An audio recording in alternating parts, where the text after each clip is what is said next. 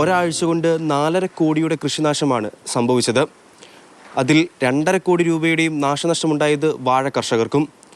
ഓണം വിപണി ലക്ഷ്യം കണ്ട് കൃഷി നടത്തിയവരായിരുന്നു ഭൂരിഭാഗം ആളുകളും. 2 ആഴ്ച അടുപ്പിച്ച് മഴയായിരുന്നു.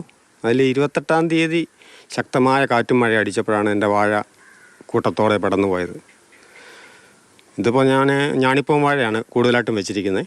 അതിനിടയ്ക്ക് പ്ലാവുണ്ട്, തെങ്ങുണ്ട്. ഇതെല്ലാം 3 വർഷത്തിനോടൊക്കെയുള്ള കൃഷികളാണ്.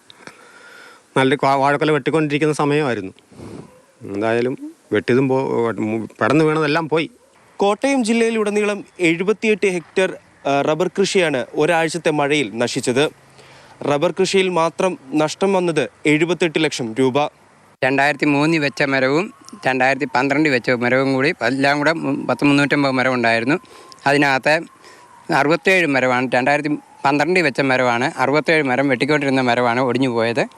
അപ്പോൾ അത്രയും നഷ്ടം എനിക്കുണ്ടായിട്ടുണ്ട്. ഒടിയുകയും മുടോടെ പടന്ന് വീഴുകയും എല്ലാം ആയിരുന്നു. കൂടാതെ കുറച്ച് വാഴകളും കുറച്ച് കപ്പയും 4 ആഞ്ഞിലിയും മുടോടെ പടന്നുപോയി. കൂടുതൽ നാശം സംഭവിച്ചതും വാഴ കർഷകർക്കാണ്. ജില്ലയിൽ മൊത്തം 30 ഹെക്ടറിലെ വാഴകൃഷി നശിച്ചു. 2.19 കോടി രൂപയുടെ നഷ്ടം. കൂടുതൽ നാശനഷ്ടവും വൈക്കം മേഖലയിൽ. 62 ഹെക്ടറിലെ നെൽകൃഷിയും 18 ഹെക്ടറിലെ റബ്ബർ കൃഷിയും 11 ഹെക്ടറിലെ ജാതി കൃഷിയും നശിച്ചു.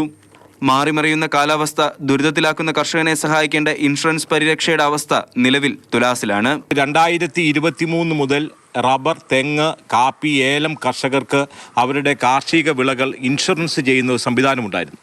എന്നാൽ ഈ കൊല്ലം അതിനുവേണ്ടി ഇൻഷുർ ചെയ്യാൻ ചെന്ന കർഷകരെ കേരളത്തിൽ നിന്നും ഉള്ള കർഷകർക്ക് തെങ്ങിനും അതുപോലെ തന്നെ റബ്ബറിനും കാപ്പിക്കും ഏലത്തിനും ഇൻഷുറൻസ് പരിരക്ഷ ലഭിക്കാത്തൊരു സാഹചര്യം ഉണ്ടാകുന്നു. അഗ്രികൾച്ചർ മിനിസ്ട്രിയുടെ കീഴിൽ വരുന്ന പദ്ധതികൾക്കാണ്, കൃഷികൾക്കാണ്, വിളകൾക്കാണ് ഈ ഇൻഷുറൻസ് ഉള്ളത്.